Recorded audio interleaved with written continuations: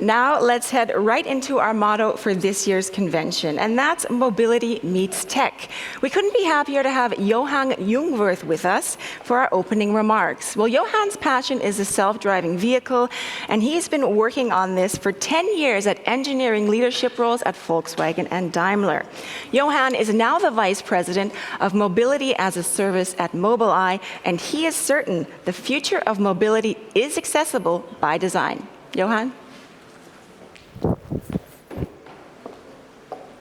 Good morning, everyone. Good to see you all, and I'm very happy for the opportunity to talk to you today and actually look a little bit more deeper into what actually is accessible by design and how can we make this future of mobility to be actually for all and not just for some, not just for those with a driver's license, or not just with those, or for those who have good eyesight, or for those which have no disabilities. So let's dive right in. This is a topic which is so close to my heart, and I'm really happy that we can talk about this today, and would like to hopefully learn a few things about what it actually means, and also to start with what mobility is today. So you can see here, basically today, mobility is not accessible or not fully accessible. About 26% of the adults, for example, in the US have some type of disability, and about 32% of today's population actually has no driver's license. And those can basically not use cars like many of us can, who have a driver's license, who have eyesight, and this is not all right. We have accepted it for the last 130, 140 years, but it's time to change. Also, today, mobility is limited. As we can see it here, some examples. We have all been to places, and we have waited in line, and we have waited in traffic jams, and this is not a pleasant experience. And also, it's partially unavailable. You see a quote here from the mayor of Sao Paulo, who said, "If I could offer more mobility, I would bring more people from poverty to work and prosperity." And that's actually very, very true. We know that mobility enables work. You can see it here on this chart. This is from the 5 boroughs in New York.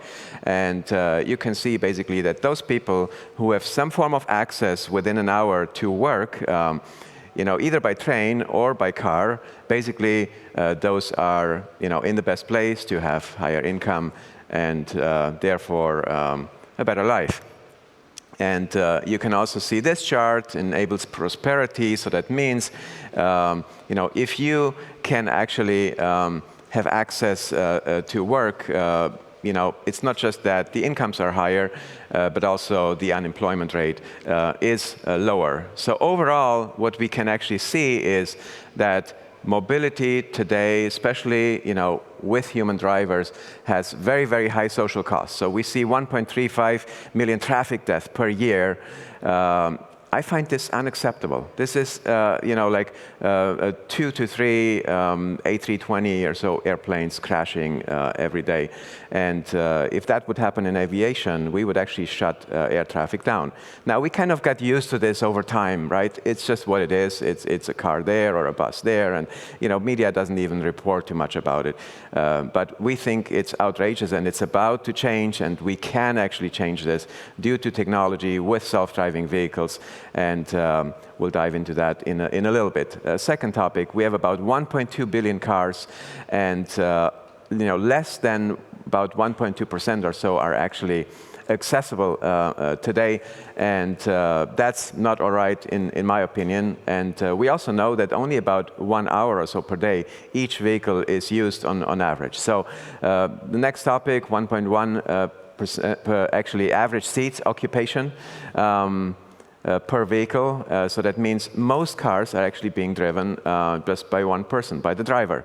And we can also see that over 400 billion hours are lost, just because we are actually driving the cars ourselves, stuck behind the steering wheel. How beautiful would it be, if we would be able to give that time back to people to actually enjoy it, like on a plane or on a train.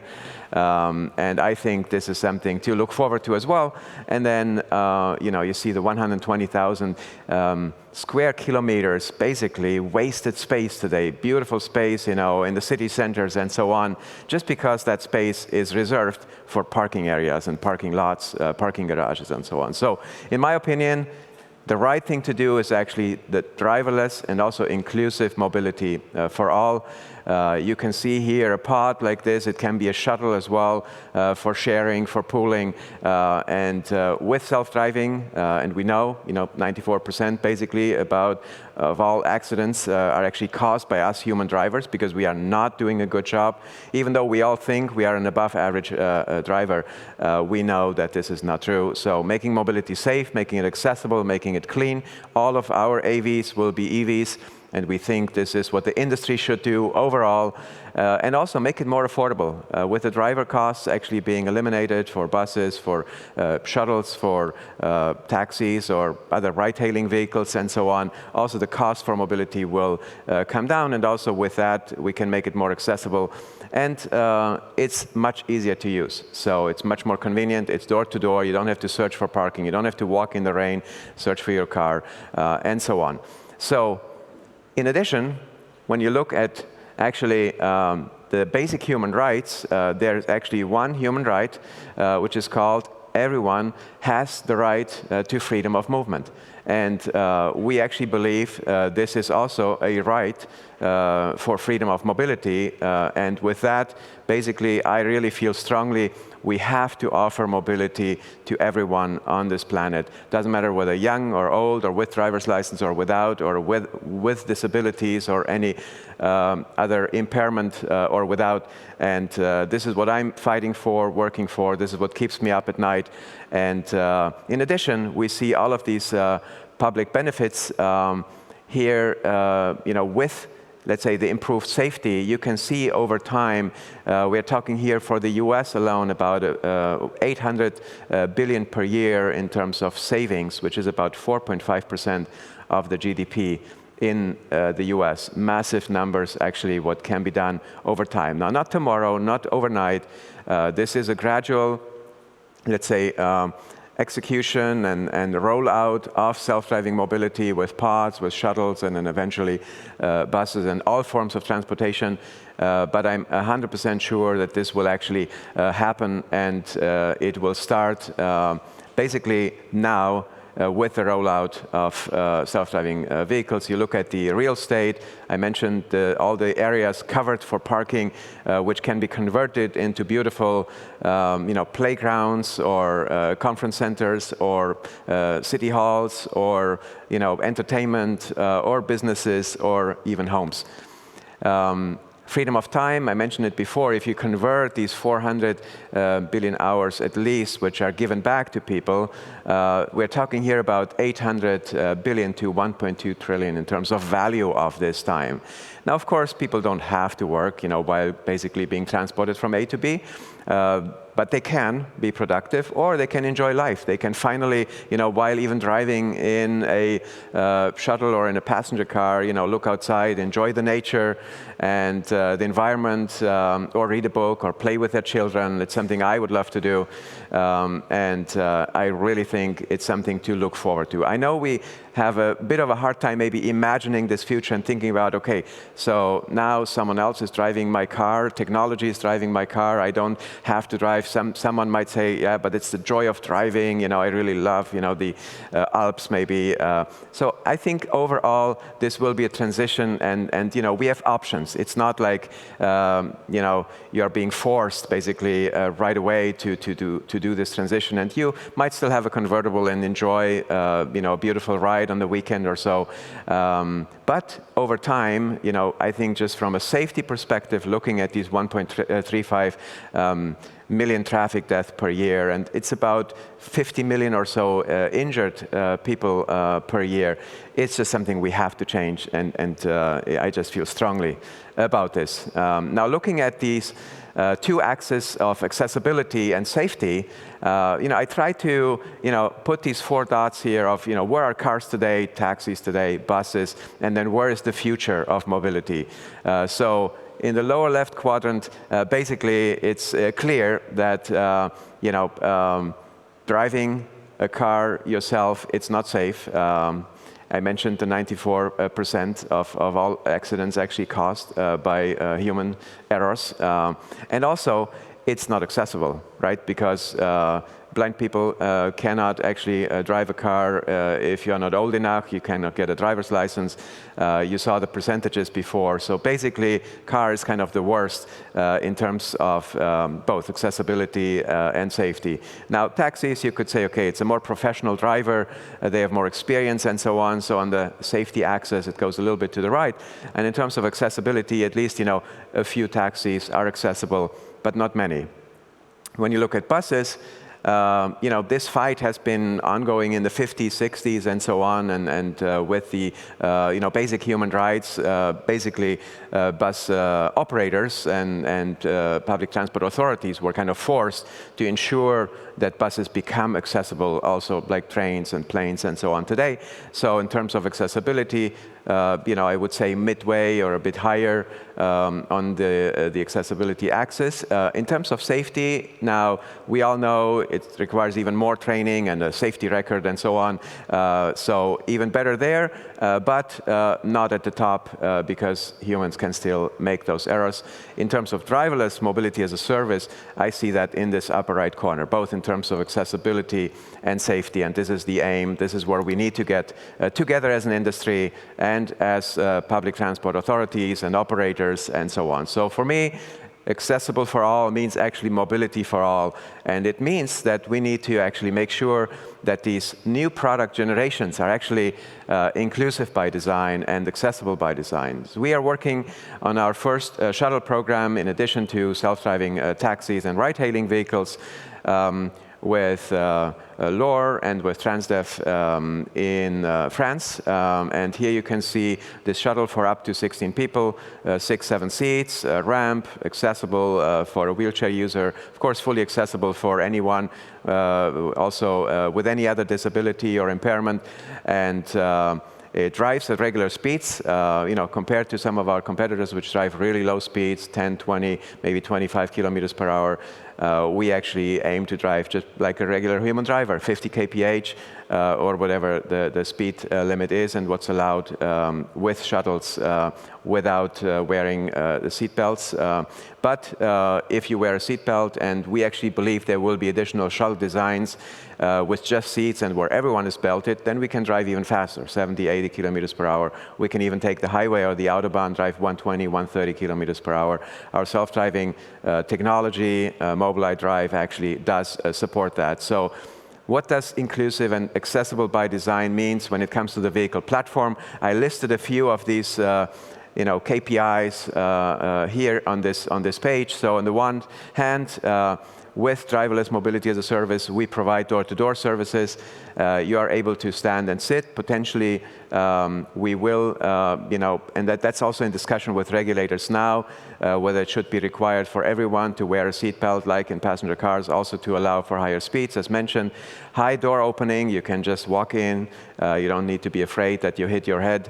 Air suspension, low floor, also ideally with a battery in the rear or in the front, vertically stacked, so that the floor actually is as low as possible, that you basically just need a very short ramp and with a low angle so that wheelchair users can actually get in and out. And when I think about accessibility, it's not just about wheelchair users and people with a visual impairment, but it's actually good for everyone. If you think and look back, when basically, for example, remote controls were invented for your home, they were invented for actually people with physical impairment, and it was just very difficult for them to get up and go to the TV and push the buttons. And now, can you imagine a life without a remote control? It's actually good for everyone. The same with cruise control. It was actually invented by a blind person, who had a chauffeur, and he kind of realized every time he talks to the driver slows down, doesn't keep the speed, and so on. And he basically decided to actually invent the cruise control. And can you now imagine, even in human-driven vehicles, a life without cruise control? The same when you look at, boardwalks and basically having the ability, for wheelchair users to just, cross a street and so on without the edges. And it's good for everyone. It's good for, people with strollers. It's good if you have a luggage you pull. It's actually good for everyone. So, and then easy entry and exit, of course, secured wheelchair space for wheelchair users, voice control, directions to find the vehicle and so on, and proximity sensing to make sure that also people with visual impairment find the vehicle, fully accessible app. We are working, of course, with MoveIt, who is part of our business, making sure that the MoveIt app is fully accessible, and then also no dependency on drivers.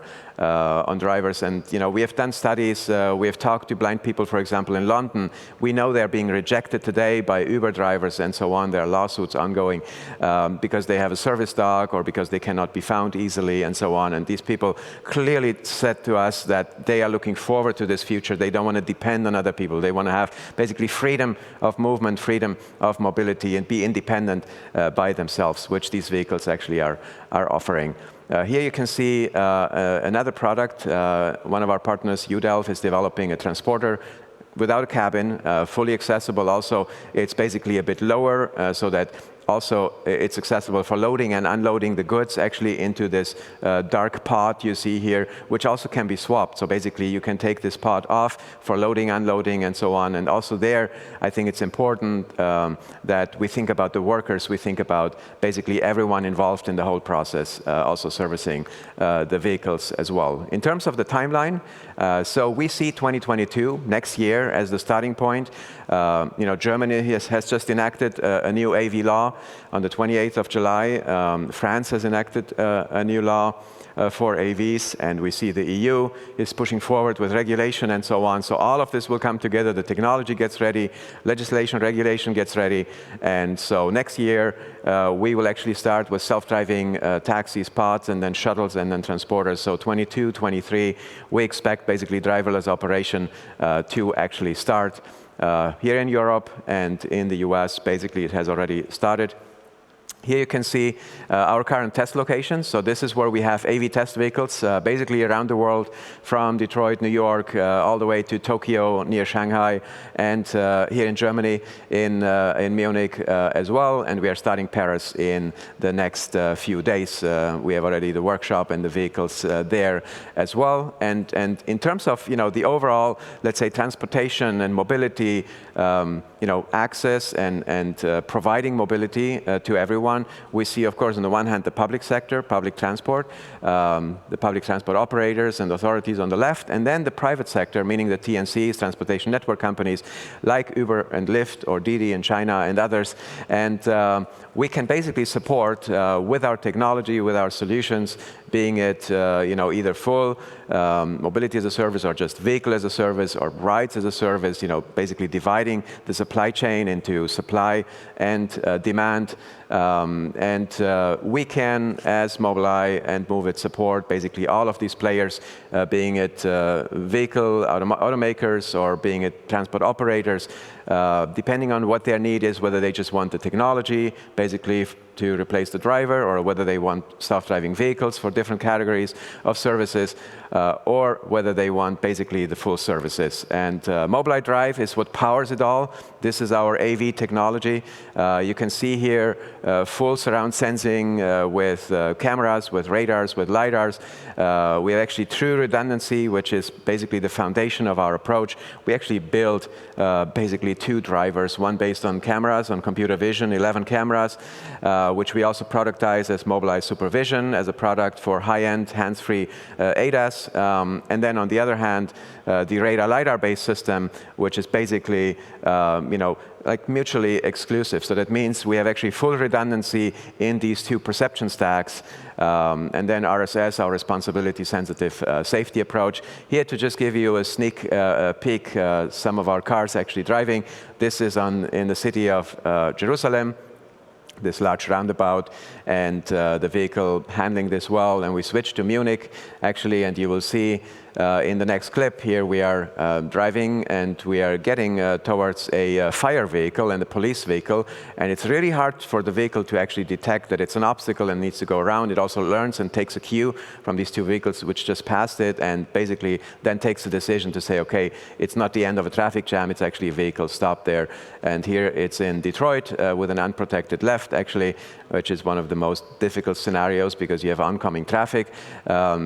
Just a few examples, and this is New York City. So here, actually, you can see our vehicle driving to the busy streets of New York City. It's really, really hard to drive in New York, in Manhattan, but we actually like the challenge, and we have actually been the first company driving a fully self-driving vehicle in the city of New York. We got a permit from New York State, and of course, it has a safety driver, as you can see here in the lower left. And you can see at the top, you get a cue, about the technology and how it works, and the different, segmentation and object detection. And we have even redundancy within computer vision with LiDAR technology. On the upper right, you can see that.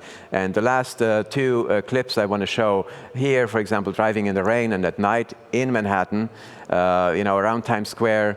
We really enjoyed driving in New York, and we are actually testing, and we are looking forward to bring this to other cities around the world. And the very last clip shown here, you see some unclassified objects here on the right. We're approaching that and also negotiating with this vehicle here to our left, and then a rickshaw on the left-hand side. So it's super complex, and then all the visual noise actually in New York City. It's pretty bright at night.